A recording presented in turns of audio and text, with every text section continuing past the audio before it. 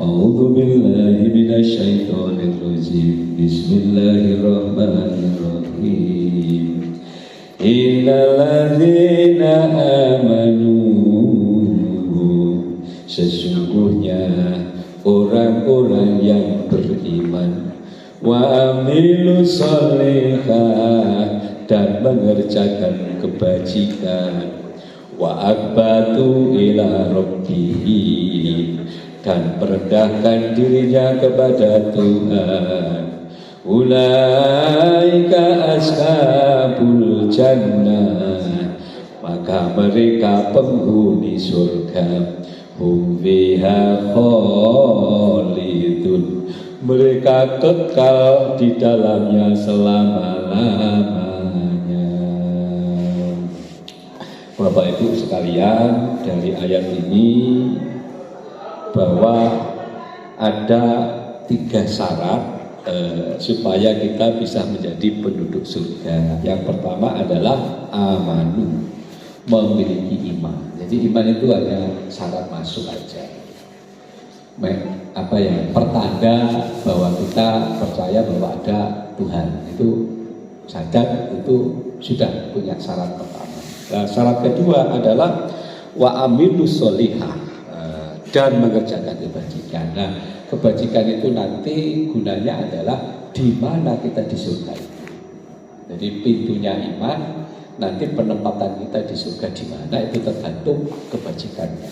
Dan yang ketiga, wa akbatu ila rabbihim, orang yang merendahkan diri kepada Allah.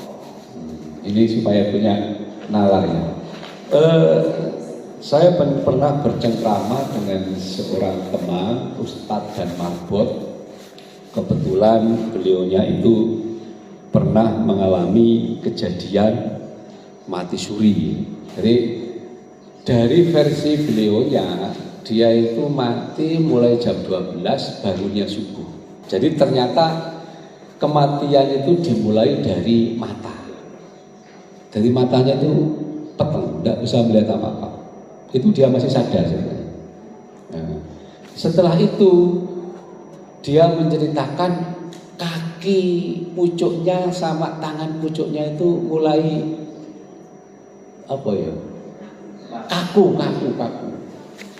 kaku. Dan dia sempat bercerita di sela-sela itu dia sempat mencokot tangannya. Dicokot itu tidak terasa sama sekali. Dan akhirnya itu dia merasakan naik ke atas, langsung boom gitu, menurut dia. Nah, apa yang terjadi dia di saat mati suri, dia menceritakan bahwa setelah nyawanya keluar, karena ini kan tidak melewati rute kematian yang sebenarnya ini, dia mulai bisa melihat malaikat itu setelah nyawa keluar. Jadi pada saat proses pencabutan itu tidak melihat, versinya dia ini. Jadi pas dia keluar, itu baru dia melihat orang di sampingnya, karena dengan Marbot Ustadz dan orang yang baik yang punya yayasan dakwah. Dia melihat sosok yang sangat putih bercahaya, versinya dia. Habis itu dia merasa digandeng oleh orang itu tadi. Dia diajak ke suatu tempat. Di situ ada taman yang sangat rindang, bunganya itu katanya saat duduk aja itu luas, tidak terbatas, beraneka warna. Dan yang menjadi pikirannya dia, bunga seluas itu tidak ada daunnya yang kering, semuanya itu segar, dan tidak ada satu daun pun yang jatuh. Karena di sana itu pakai teknologi nano di alam barzah itu. Jadi kalau ada daun jatuh itu langsung dimakan oleh tanahnya, langsung jadi kompos itu. Jadi teknologinya di sana sangat mutakhir. Dia tidak melihat itu sama sekali. Jadi dia berada di taman itu betul-betul luas, tidak terbatas. Dan dia bercerita ternyata dimensi beda itu waktunya lain. Karena dia merasa kalau dia mati jam 12 kan jam 1, jam 2, jam 3, jam 4 subuh kan kita perkirakan jam 4 ya, dia kan bangunnya. Dia merasa di situ bertahun-tahun. Jadi 4 jam di dunia kita, dia masuk di alam barzah tadi, dia menceritakan saya di sana itu ya sekitar pokoknya ganti hari, ganti bulan, ganti tahun. Berarti kan bertahun-tahun dia merasa di luar situ. Di taman itu akhirnya dia dijak masuk ke perkampungan yang sangat indah. Di situ dia ketemu dengan anaknya yang sudah meninggal. Jadi meninggalnya itu umur 5 bulan. Versinya dia, ternyata Pak, anak kita yang keguguran 5 bulan di sana itu ternyata bisa besar. Karena di alam barzah itu ada pertumbuhan dan ada perkembangan. Jadi anak itu langsung merowangkul sama si Ustadz Zamri tadi. Bapak, aku anakmu Pak. Loh kamu di sini sama siapa? Pak, saya di sini di apa nek tempat yatim piatu apa jenenge? Saya di sini di panti asuhan Pak. Loh, sapa pengelolane? Nabi Ibrahim Pak. Ternyata di sana anak-anak yang meninggal dunia itu ternyata ditampung di taman tersendiri oleh Allah. Ini di alam barzah ya, akhirat ya. Dan dia diberikan kenikmatan yang besar. Di sana mereka ternyata bisa tumbuh dan kembang. Jadi seperti anak saya kan 8 bulan meninggal di kandungan. Mungkin sekarang ya sudah umur sekitar, adiknya Frida ya sekitar 15 tahun. Nanti kan kalau saya meninggal kan ketemu dia, ayah. Yang nggak punya anak meninggal, dibikin meninggal biar nanti ketemu di sana.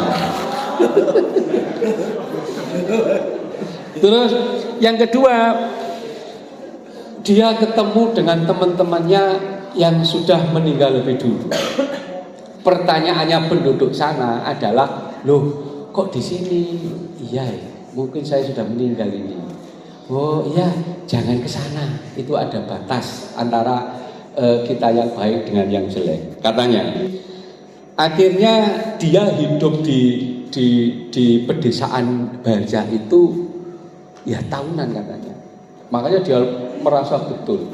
Nah di situ dia menemui kejadian-kejadian yang luar biasa. Ternyata di alam barzah Bapak Ibu sekalian, orang yang paling kaya itu orang yang paling banyak amalnya. Ternyata di situ. Jadi identiti kekayaan di sana itu bukan uang, tetapi amalnya yang paling banyak. Ada rumah itu yang seperti kerajaan, ada tentaranya, ada pegawainya, ada juru masaknya, lengkap. Itu saya sempat bertamu ke situ, diajak oleh yang ngajak saya itu. Ya saya tidur di situ, wis enak. Dan di sana itu bedanya, kalau kita ingin sesuatu itu katanya cepat. Jadi misalnya, kok pingin sate ya? Itu pekerjaannya langsung buat sate itu. Itu udah sampai 5 menit, sate sudah jadi. Di alam barzah itu. Disajikan dengan hangat. Terus dia di alam itu dia bercerita, saya itu lihat mangga di depan rumah Pak. Mangga itu tak ambil Pak. Itu langsung jadi mangga lagi gitu. Maka kan diambil ya. Seret diambil. Setelah copek itu langsung tumbuh lagi mangga itu. Itu dia merasa. Karena dia kan merasanya bertahun-tahun di situ. 4 jam di alam dunia, ternyata di alam barzah itu bertahun-tahun. Dan kalimatnya tak rekam, sudah tak catat semua. Makanya saya ceritakan, kayaknya ini sangat penting sekali untuk kita sampaikan, untuk supaya kita tahu bahwa kita nanti ke alam sana itu butuhnya adalah amal, bukan uang gitu. Di hari berikutnya dia itu ketemu orang di sebelah desa, ketemu orang yang tidak punya rumah, gelandangan di alam barzah, pakaiannya compang-camping, dan dia mencari tong-tong sampah yang ada sampahnya. Karena dia sangat lapar, kata-kata cuma satu, lapar, haus. Di situ dia makan sampah, di situ dia juga memuntahkannya. Saking laparnya itu tidak betah. Jadi orang sampah dimakan terus dimuntahkan sampah. Hanya sekedar mengobati laparnya saja. Terus orang ini tanya kepada malaikat, itu siapa? Itu orang yang pelit Pak. Sehingga tidak punya celengan sama sekali di akhirat. Makanya ada di sini masjid-masjid itu. Ya aku barang aja. Kon mulai jadi lebih baik gelandangan di dunia daripada gelandangan di alam barzah. Ini belum akhirat loh, ini baru alam barzah. Kalau nyanyi gitu.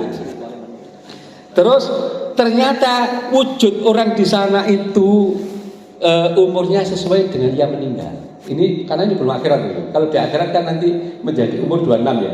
Tetapi di alam barzah, misalnya kalau kita meninggal 60, 70 itu di sana ya umur sakit. Tapi yang dilihat orang ini di sana itu tidak ada orang cacat.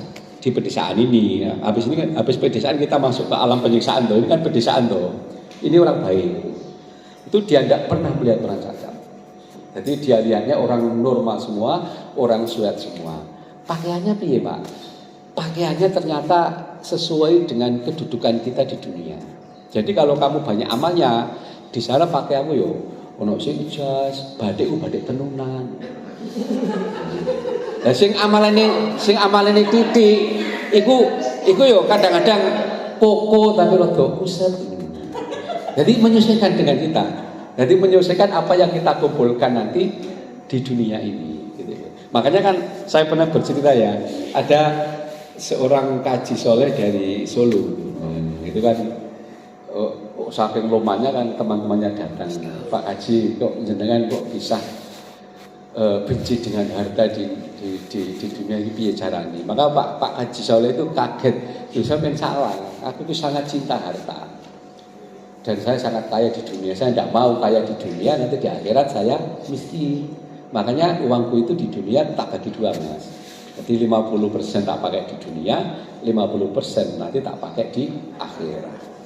Nah, orang-orang seperti Kaji Soleh itu nanti menjadi hartawan di sana. Orang-orang seperti kita tidak hati-hati, nanti jadi orang yang gelandangan di alam barzah. Karena tidak punya sangu, nggak punya sangu. Kita itu kan pernah kan? Kita punya tidak niat sangu di akhirat, kita tidak pernah kan? Jujur aja lah, saya juga tidak pernah. Nah, kalau tidak ada kita mulai memenset otak. Kita akan ribut dengan sangu kita di dunia itu, ribut dengan pangkat, kedudukan, anak. Kan ribut no anak kita tanpa sekali kita berpikir seperti Pak Haji Soleh. Pak Haji Soleh itu dapat uang 500.000, 200 saya pakai keluarga, Pak. Yang separuhnya 250 tak letakkan di masjid anak yatim. Itu kalau nanti mati tak ambil lagi, Pak. Itu nanti kekayaan saya di akhirat. Di dunia tak pakai separuh. Kita kan gak bisa seperti itu. Apa kita mau jadi gelandangan di alam barzah? Ini belum akhirat loh. Jadi hati-hati. Kayaknya kita masih hidup. Tahun depan sudah ada yang mati. 1, 2, 3 orang. Supaya kita mengantisipasi. Tidak pandang umur. Tapi kita masih punya waktu hidup. Jadi mari kita siapkan amal kita. Karena orang kaya di alam barzah belum akhirat loh ya, ini adalah orang yang banyak amalnya. Di sana ada orang yang compang-camping, dia hanya mengatakan anakku. Artinya apa? Orang ini menunggu doanya anak-anaknya. Jadi jangan lupa mendoakan orang tua karena mereka sangat butuh kiriman kita. Makanya yang masih hidup jangan kepingin didoakan anak. Kita cari bekal sendiri. Engko nek anakmu apik, doane anu gak apik, jongor kamu di alam barzah. Sebelum kita meninggal, kita cari modal sendiri dulu. Anakmu baik mendoakan, alhamdulillah dapatnya double, tapi jangan sampai mengharap pula gitu anu anakku. Nah, itu saya kira pemikiran kedua. Pemikiran pertama adalah kita tetap mengumpulkan amal sebanyak-banyaknya. Jadi dia menyebut anaknya Setiadi. Artinya biar saya itu mendoakan dia. Itu yang dilihat oleh Ustadz Zamron tadi. Terus Bapak Ibu, di sana ini sudah aman ya. Jadi dia merasa hidup situ bertahun-tahun dia sehingga dia melihat berbagai aneka warna. Baru berikutnya Ustadz Zamroni ini dijak oleh malaikat ke kantor polisi. Jadi di sana ada kantor polisi. Polisinya malaikat tapi bukan manusia. Polisinya malaikat. Masuk di kantor polisi. Ini kan kantornya polisi ya. masuk ke kantor polisi, ternyata di situ sudah berupa tiang-tiang panjang seperti bendera, seperti Polres itu. Tapi isinya bukan bendera, Bapak Ibu. Isinya adalah manusia yang sedang digantung. Jadi berbeda kawan. Terus tak tanya, itu semua ya Pak sing digantung. Rata-rata ustaz. Kayak aku ini. Jadi rata-rata sing digantung itu ustaz. Kakean ngomong, ceramah njaluk duit. Terus gak sesuai karo sing diomong. Rata-rata ustaz Pak, ya Allah, ilate dawa-dawa, pakaiane campang-camping. Di situ dia ini minta tolong. Yo, kan sekarang itu kan kita apa ya, mikirin apa jeru. Kadang-kadang mondok arek, ya pondokan ya koyo kadang-kadang kudu mikir yo. Yo nek kiai biyen owe kelas ikhlas. Wong kiai biyen iku dibayari ndak mau. Lah saiki masuk pondok mbayari gawe gede. Ngono terus ikhlas itu kok ndi? Iya tuh. Masuk pondok kan bayare lebih tinggi daripada sedekah sang tua. Nah, itu kalau kita lihat ikhlas. Dilihat dari finansial ya ikhlas. Kan kita bicara statistik ya. Nah, kiai dulu kan enggak. Kiai dulu tuh pondok itu ya bawa nasi, wis kaine omwe kelas molang tok, wis nak mulya nak nanti di rumah itu ya diamalkan. Kiai ini ya tetap larat sampai meninggal. Lah saiki wong kiai ini bawa alpa. Menurut saya tadi itu. Tapi wis diomongno kok. Terus pada saat dia jalan, Ustadz Zamroni itu ketemu buyutnya, kakek-kakek. Dan posisi buyutnya sama, buyutnya juga sedang digantung. Akhirnya dia berdoa mengirimi Fatihah 40 kali katanya. Akhirnya gantungnya dilepas. Sehingga Bapak Ibu dari cerita Zamroni, ternyata Fatihah itu khasiatnya besar. Wis kita jangan mendengarkan kirim Fatihah gak sampai. Jangan mendengarkan itu karena ini orang yang mengalami mati suri itu ternyata Fatihah di sana itu jadi barang, jadi makanan, jadi pakaian, jadi melepaskan melepaskan hukuman saja. Diterima artinya. Buktinya apa? Yang kita kirim Fatihah ke alam barzah sampai sekarang belum ada yang kembali. Berarti kan diterima oleh malaikat. Anak sing barang. Jadi jangan lupa kirimi saudara-saudara kita yang meninggal dengan bacaan Fatihah. Habis pancangan nanti dia masuk lagi ke sana, tidak terbatas luasnya katanya ya. Dia menjumpai kerangkeng. Dia tanya, itu untuk siapa? Itu untuk orang yang hutang tapi lali. Itu hutang lali loh. Saya kan akhirnya hutang gak lali loh ya. Ya gak dipanjang, ya digantung kok mau ya. Gak masalah, ada belum meninggal ya, masih bisa diformat ya kan, belum meninggal gitu. Nah, itu di kerangkeng di situ. Nah, setelah itu dia jalan lagi, apa yang terjadi? Dia ketemu lautan lahar. Lautan lahar. Di situ dia ketemu jutaan manusia dikum di situ. Jadi dikum di situ itu katanya dia melihat itu kepalanya saja, tolong masuk, tolong terus tangannya turun. Apa yang terjadi setelah itu? Ini ceritanya tadi. Ada panggilan dari atas. Mahmud, silakan diangkat. Ada kiriman. Kembali ke Fatihah. Ternyata orang yang di lahar itu diangkat oleh malaikat, dikasih pakaian, dimasukkan ruang tamu, disuruh makan. Jadi Fatihah yang dikirimkan oleh kita di dunia, di sana itu jadi pakaian, jadi makanan, pokoknya jadi fasilitas lah. Nanti kalau sudah habis, dia dikembalikan lagi ke lahar. Sampai habis masa tahanannya. Kan itu masa tahanan itu. Itu belum hukuman loh, belum neraka loh ya. Itu masa tahanan. Nah, di situ orang-orang yang sudah bersih dosanya, itu belum kiamat loh ya. Masa tahanannya habis.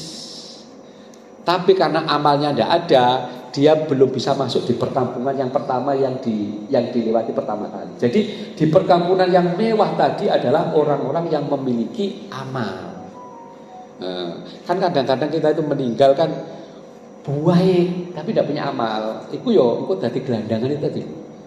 Terus kamu kok sempat berbuat jahat, masuknya di kepolisian tadi, di kerangkeng, di lahar, gitu loh. Masuknya di situ nanti. Makanya katanya Ustadz tadi, setelah saya meninggal itu jangan pernah sedetik pun tidak ingat kepada Allah. Ini pesan penting. Pak Setiadi, sedetik pun jangan tidak pernah ingat kepada Allah. Karena di situ sangat dahsyat sekali. Sudah tidak bisa dipikirkan oleh mata. Makanya istighfar yang paling baik ya, astagfirullahaladzim li abi wa umi. Nek urutan ini secara syariah. Orang minta maaf yo, maaf awakmu sih, ojo njaluk mau nama. Makanya urutannya kan astagfirullahaladzim, astagfirullahaladzim, astagfirullahaladzim. Terus ditambah astagfirullahaladzim li abi wa umi, astagfirullahaladzim li abi wa umi. Terus mari ngono mendoakan seluruh kaum muslimin. Astagfirullahaladzim lil muslimin wal muslimat, astagfirullahaladzim lil mu'minin wal mu'minat. Ya toh? Yang ketiga, astagfirullahaladzim wa atubu ilaihi. Iku kanggo dosa-dosa yang kita lakukan sendiri. Yang terakhir, astagfirullahaladzim innahu kana ghafara. Artinya apa? Innahu, sesungguhnya engkau yang maha pengampun ya Allah, pasti engkau mengampuniku. Itu artinya astagfirullahaladzim innahu kana ghafara. Nah, istighfar yang kita ucapkan setiap saat untuk orang tua kita, terus Fatihah yang kita kirimkan setiap saat, itu akan menghabiskan dosa orang tua kita. Nanti dia akan dientas dari, mudah-mudahan orang tua kita nggak masuk di situ kan, mudah-mudahan dia masuk di perkampungan yang hebat, kita kirimi, dia dapat tambahan modal gitu. Jangan sampai masuk di lahan itu tadi. Itu kalau kita sudah banyak ngirim itu, insya Allah nanti dia akan diangkat. Setelah diangkat dia kemana? Tergantung amalnya. Dia juga bisa masuk ke perkampungan tadi. Kalau dia tidak punya amal, ya dia menjadi gelandang. Kita kirim lagi Fatihah, istighfar. Kadang-kadang kita sodako toh, ya Allah sodako 100, ya Allah kirimkan kepada ibu saya. Itu modal. Mereka nanti lama-kelamaan akan bisa beli rumah di alam barzah. Dan lama-lama kelamaan, kalau inten, cucunya dan lain sebagainya, nanti sambil menunggu kiamat, dia akan menempati taman di alam barzah. Demikian Bapak Ibu sekalian. Jadi gambaran kita sangat rumit, mudah-mudahan ini menjadi salah satu pemikiran kita. Hidup ini ternyata sangat sebentar. Setelah itu kita pindah di ayat ini, Allah mengatakan selama-lamanya abadi. Maka mari kita mindset kehidupan kita sehari. Visi yang tetap saya suarakan adalah jadikan kerja di Setikes Santua Surabaya adalah amal. Nah, itu nanti kita akan menjadi kaya raya. Jangan sampai sudah yang kaya raya di dunia nanti masuk alam barzah menjadi miskin raya. Yone iso yo kaya raya di dunia, di alam barzah kaya raya. Ojo medit ya. Tapi yang penting maneh niate litigo amal dutilah mencari ridhonya. Terima kasih atas perhatiannya. Mohon maaf atas segala kilaf, usikum wa nafsi Allah. Assalamualaikum warahmatullahi wabarakatuh.